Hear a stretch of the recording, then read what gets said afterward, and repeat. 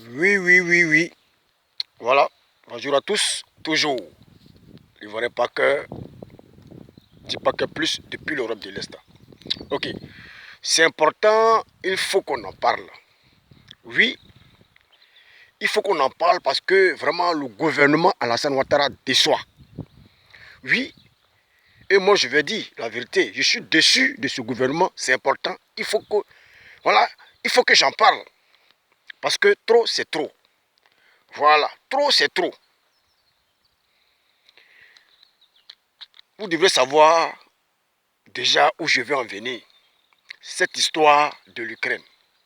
Oui, c'est important, il faut qu'on en parle. Les Ivoiriens en Ukraine, ils ont été marginalisés. Ils ont été négligés par leur pays. Oui, ils ont été négligés par leur pays. Ils ont été abandonnés par leur pays, qui est la Côte d'Ivoire. Oui, par le gouvernement en place. Et ça, il faudrait qu'on se dise les vérités. Parce que trop, c'est trop. Oui, trop, c'est trop. Parce qu'aujourd'hui, s'il y a des Ivoiriens qui ont été recalés, oui, en Ukraine, je dirais que c'est la faute du gouvernement. Oui, de la Côte d'Ivoire. Oui, je dirais que c'est la faute du gouvernement de la Côte d'Ivoire. Pourquoi je dis cela? Parce que la majorité des Ivoiriens qui sont sortis, c'est ceux, en premier lieu, c'est ceux qui avaient le passeport. Oui, c'est ceux qui avaient le passeport. Et si je le dis, c'est parce que j'ai des amis proches, oui, en Ukraine. Voilà. Et moi-même, j'ai été en Ukraine. J'ai vécu cela. Oui, eux étaient en Ukraine, je me rappelle bien, dans les années 2015, 2012, 2015 là-bas. Les Ivoiriens, là-bas, on avait problème de passeport. Oui, problème de passeport. Oui. Et ce problème-là, ça a duré, ça a perduré pendant 10 ans. Je dirais même, oui, 10 ans ou 12 ans. Oui, j'en ai même fait des vidéos en 2018 et en 2020, je crois, pour interpeller, voilà, le gouvernement en place. Voilà, pour interpeller le gouvernement en place. Voilà, et que les Ivoiriens ont problème de passeport. Oui, les Ivoiriens ont problème de passeport. À cause de passeport, d'autres ne sont pas en règle. D'autres devraient se marier, d'autres Ivoiriens devraient se marier, oui, avec des femmes ukrainiennes, mais malheureusement, pour faute de passeport, ils n'ont pas pu se marier. Oui, ils ont perdu, oui, je dirais, comment je peux dire là, ils n'ont pas pu se marier, ils n'ont pas pu se mettre en règle. Oui, parce que pour se mettre en règle, même si tu as le séjour, on doit mettre un cachet, oui, dans ton passeport. Alors que la majorité des Ivoiriens là-bas, ils avaient tous problème de passeport. D'autres ont des passeports périmés, d'autres ont des passeports perdus, et d'autres ont des anciens passeports qui ne sont même plus valables. Oui, qui ne sont même plus valables. Parce que d'autres sont sortis avec l'ancien passeport. Oui, et derrière eux, il y a eu le passeport diplomatique. Et le passeport, autant pour moi, le passeport biométrie. Oui, le passeport biométrie. Voilà. Dans le temps où l'Ukraine s'attendait bien avec la Russie, tu pouvais sortir, aller en Russie, oui, faire ton passeport. Voyez un peu, faire ton passeport. Ça, c'était dans les années 2012, 2013, 2014. Oui, 2013, 2014. Mais lorsqu'il y a eu la première guerre, l'Ukraine, la Russie a fermé ses frontières. Donc, on ne pouvait plus sortir, aller en Russie, faire un passeport biométrique ivoirien. Ce n'est pas possible. Dès lors, j'ai commencé déjà à parler de ça. Oui, j'ai commencé déjà à parler de ça, qu'il y a un problème. Les Ivoiriens ont un problème de passeport en Ukraine. Parce qu'on ne peut plus sortir, aller en Russie, faire son passeport. Oui, faire son passeport. Alors que vous savez, sans le passeport, oui, dans un pays, tu es considéré comme, je peux dire, comme on le dit chez nous, voilà, un poulet sans propriétaire. Parce que le passeport, c'est ta carte d'identité. Oui, Le passeport, c'est ta carte d'identité. Le passeport, c'est tout, ton tout. Oui, c'est avec le passeport qu'on peut t'identifier, on peut savoir d'où tu viens. J'ai eu à parler de ça. Mais comme nous ne sommes pas des influenceurs, cette vidéo est passée inaperçue. N'est-ce pas? Ça traînait, ça traînait. Oui, ça traînait, ça traînait. En 2018, 2019, les Congolais, oui, les Congolais qui étaient dans le même problème que les Ivoiriens, les Camerounais qui étaient dans le même problème que les Ivoiriens, oui, les Camerounais qu'on insulte matin, midi, soir, oui, on dit que Paul Biya est ceci, Paul Biya est cela. Paul Biya a déplacé, oui, a déplacé des personnes au Cameroun, oui, au Cameroun, ou je sais, c'est en Russie, venus faire le passeport de leurs ressortissants en Ukraine. Oui, venus faire les passeports de leurs ressortissants en Ukraine. Congolais de Brazza, Congolais de Congolais de Kinshasa, Congolais de Libreville, pareil. Eux aussi, ils ont fait pareil. Oui, eux aussi, ils ont fait pareil. Mais le seul pays, Côte d'Ivoire, pays émergent, oui, pays émergent, pays où l'économie monte matin, midi, soir, c'est le seul pays qui n'a pas été capable de venir faire les passeports de leurs ressortissants. Oui, pour venir faire le passeport de leurs ressortissants. Et je vous jure, beaucoup d'Ivoiriens là-bas ne sont pas vite sortis parce qu'il y a eu problème de passeport. Parce que, selon les échos que j'ai eus, quand tu arrives à la frontière, oui, avant de dépasser la frontière, la première des choses, oui, que les douaniers ukrainiens demandent, d'abord ton passeport. D'abord ton passeport. Si tu n'as pas le passeport, immédiatement tu es rayé de la liste. Tu es à l'attente. Donc c'est ceux qui ont eu le passeport, c'est ceux-là qui ont eu des laissez-passer dans leur passeport. Vous voyez un peu? C'est ceux-là qui ont eu des laissez-passer dans leur passeport. Les Congolais sont partis parce que tous les Congolais ont leur passeport. Parce que l'État congolais, lui, a eu l'intelligence, la sagesse, oui, de faire les passeports de leurs ressortissants. Donc tous les Congolais avaient passeport. Donc c'est pourquoi, lorsque la guerre a déclenché, les Congolais étaient les premiers à sortir. Parce qu'ils avaient le passeport. Les Camerounais, pareil. Oui. Les Camerounais, pareil. Les Guinéens avaient des passeports. Même si on ne venait pas faire les passeports là, mais les Guinéens, dans le temps, ils avaient déjà fait les passeports. On peut faire les passeports depuis le pays parce qu'ils avaient maintenu l'ancien passeport. C'est après le passeport biométrique, oui, est venu après. Mais ils avaient déjà leur passeport. Mais le seul pays où les ressortissants avaient problème de passeport, c'était la Côte d'Ivoire. Pays émergent. La Côte d'Ivoire. Et cette histoire de passeport, ça date de très longtemps. Oui, donc c'est ce qui a recalé plein d'Ivoiriens à la frontière, oui, à la frontière de l'Ukraine-Pologne, de l'Ukraine-Roumanie, de l'Ukraine-Hongrie, de l'Ukraine. C'est ce qui a recalé tous les Ivoiriens qui n'avaient pas de papier, qui n'avaient pas de passeport. Oui, parce que là, on ne parlait plus de papier, mais on parlait de passeport. Dès que tu as ton passeport, tu déposes, on te met le laisser-passer. Et ça a recalé beaucoup d'Ivoiriens là-bas. Oui, ça a recalé beaucoup d'Ivoiriens. C'est récemment que d'autres ont commencé à sortir. Oui, pas sauf qui peut. Et là, j'ai interpellé le gouvernement depuis fort longtemps sur cette histoire du passeport. Ne serait-ce que déplacer, oui, déplacer des gens de l'ambassade de la Russie à venir faire le passeport des Ivoiriens ou de la Côte d'Ivoire. Je me rappelle bien, oui, selon les échos que j'ai eus, des Ivoiriens sont déplacés jusqu'à Abidjan, avant même qu'il y ait la guerre. oui, aller parler de cette histoire de passeport. Qu'est-ce qu'on leur a dit? Non, il faudrait faire une liste. Oui, a dit toujours quelque chose à dire. Il faudrait faire une liste. Non, l'appareil, on n'a pas l'appareil.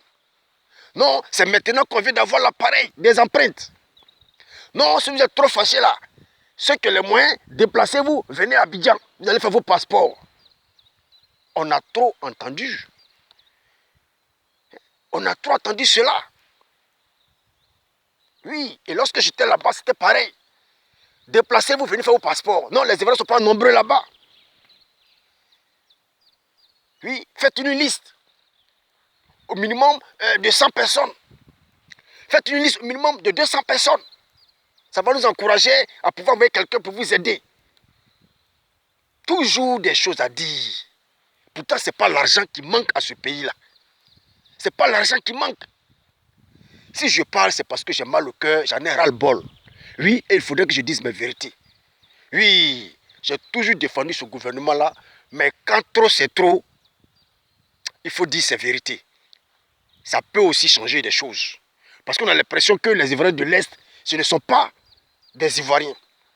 Quand on dit Ivoirien, l'État ivoirien voit seulement que la France, les Ivoiriens de la France, les Ivoiriens de la Belgique, les Ivoiriens de la Suisse, les Ivoiriens de la Tunisie, les Ivoiriens comment dirais-je, de l'Allemagne. C'est ceux-là qu'on appelle Ivoiriens. Les Ivoiriens de l'Angleterre, oui, les Ivoiriens de l'Italie, c'est ceux-là qu'on appelle les Ivoiriens. Mais les Ivoiriens de la Bélarussie, les Ivoiriens de l'Ukraine, les Ivoiriens je ne sais pas où, Géorgie, ceux-là, ce n'est pas des Ivoiriens. Oui, ce n'est pas des Ivoiriens, ceux-là on ne les considère pas. Et la preuve est là. La preuve est là. Quand tu es en Russie, tu es Ivoirien. Et la preuve est là. Oui, la preuve est là. Donc il a fallu qu'il y ait la guerre pour que l'État puisse penser maintenant à la Côte d'Ivoire, aux Ivoiriens de l'Ukraine. Il a fallu qu'il y ait la guerre. Et moi, je me dis même que ils n'ont même pas ça, ces Ivoiriens-là, c'est parce que ça passait sur la télévision. On disait que la guerre faisait rage et qu'ils se sont souvenus qu'il y a des Ivoiriens en Ukraine.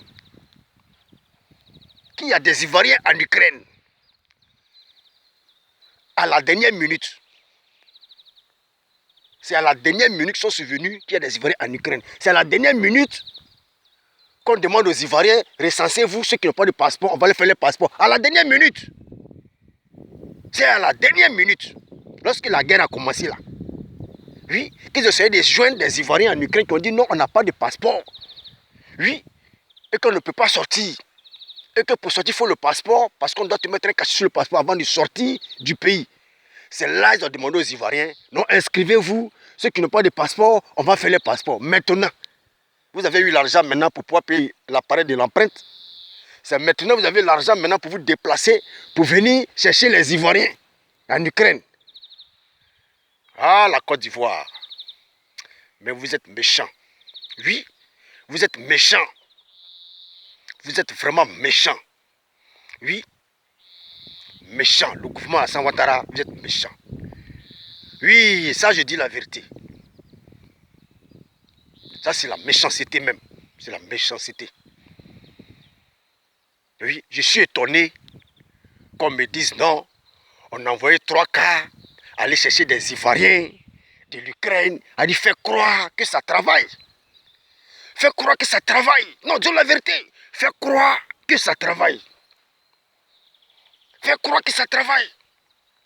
Alors que cette histoire de passeport là, si vous avez géré ça depuis fort longtemps, les Ivoiriens, oui, seraient les premiers à sortir de l'Ukraine lorsque la guerre a commencé.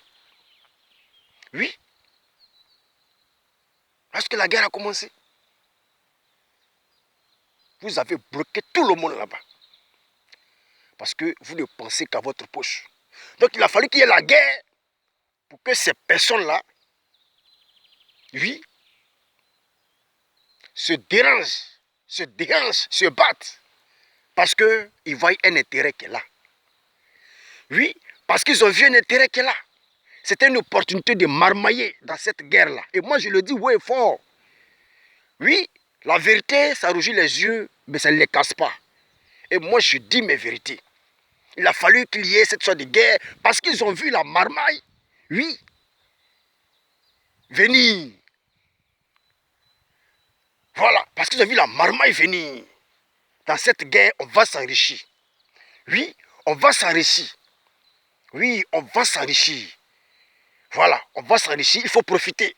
C'est là qu'ils sont survenus, oui, des Ivoiriens qui ont écrit, d'après ce soit des Ivoiriens qui ont écrit, voilà, à, je ne sais, à Sanaek, voilà, comme quoi, voilà, nous avons sommes ici, et c'est par bouche, je sais pas si c'est par comment dirais-je, bouche à oreille, et que, on dit le gouvernement, oui, le gouvernement est au courant qu'il y a un problème en Ukraine, par bouche à oreille, par télévision. Donc ça veut dire que depuis ils sont assis là, ils ne savent pas qu'il y a des Ivoiriens même en Ukraine. Oui, ils ne savent même pas qu'il y a des Ivoiriens même en Ukraine. Il a fallu qu'il y ait cette histoire-là. Cette histoire-là, pour qu'on puisse faire semblant de se battre pour pouvoir aider les Ivoiriens de l'Ukraine. Oui. Et encore, ça, c'est partie 1. Oui, je ne veux pas être l'homme, mais ça, c'est partie 1. Pour dire que, moi, sincèrement, je ne suis pas content du gouvernement Alassane Ouattara. Ça, il faut dire la vérité. Oui, il faut dire la vérité. C'est pas sérieux. Il faut dire la vérité.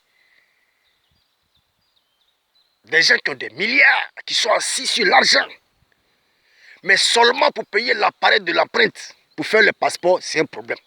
Seulement déplacer des gens pour venir faire le passeport des Ivoiriens, c'est un problème. Quand on parle de ça, non, il n'y a pas d'argent. Combien de fois les Ivoiriens de l'Ukraine ont interpellé ceux de l'ambassade de la Russie? Combien de fois? Non, il n'y a pas l'argent. Non, on n'a pas l'appareil de l'empreinte. Non, il faut nous payer de l'argent. Non, on attend l'argent de l'État. L'État doit payer de l'argent pour nos déplacements. Regardez-moi ça là. Mais pourtant, chaque année, les Camerounais déplacent des personnes. Paul Biya déplace des personnes pour venir faire le passeport de leurs ressortissants. Oui, le président congolais du RDC, oui, Kinshasa, déplace chaque année des personnes pour venir faire le passeport de leurs ressortissants en Ukraine. Côte d'Ivoire, pays émergent. Oui, pays qui a tout l'argent de l'Afrique. Pays où l'économie monte matin, midi, soir. Oui, le beau pays. C'est ce pays-là qui abandonne ses ressortissants. Et combien de ressortissants il y a en Ukraine? Au plus, si c'est trop, 250 ou 300. Donc, c'est les 300 ou 250 personnes-là qu'on ne peut pas déplacer quelqu'un. Oui, on ne peut pas déplacer l'ambassade ou déplacer des personnes à l'ambassade pour venir faire passeport de ses frères ivoiriens. Il a fallu qu'il y ait la guerre. Et vous avez vu cette guerre, ce que ça a provoqué. Oui, il a fallu qu'il y ait la guerre. Beaucoup parlent du nom, le racisme. Oui, il y a eu le racisme. Mais bien avant que les Ivoiriens ne sortent de là-bas, les Ivoiriens sortent de là-bas, on leur a demandé leur passeport. On leur a demandé leur passeport. Pour dire qu'arrivé à la frontière, le passeport est prioritaire. On doit te mettre un cachet. Bon, tu arrives à la frontière, tu n'as pas de passeport. Tu vas voyager comment? On va te faire laisser passer comment? Tu n'as pas de passeport. Oui, tu n'as pas de passeport, on va te faire laisser passer comment? On te met le cachet là où? De sortir où? Parce que pour sortir, il faudrait qu'il y ait un cachet dans ton passeport. Tu n'as pas de passeport. Tu vas sortir comment? Voici ce qui a retardé beaucoup d'Ivoiriens en Ukraine.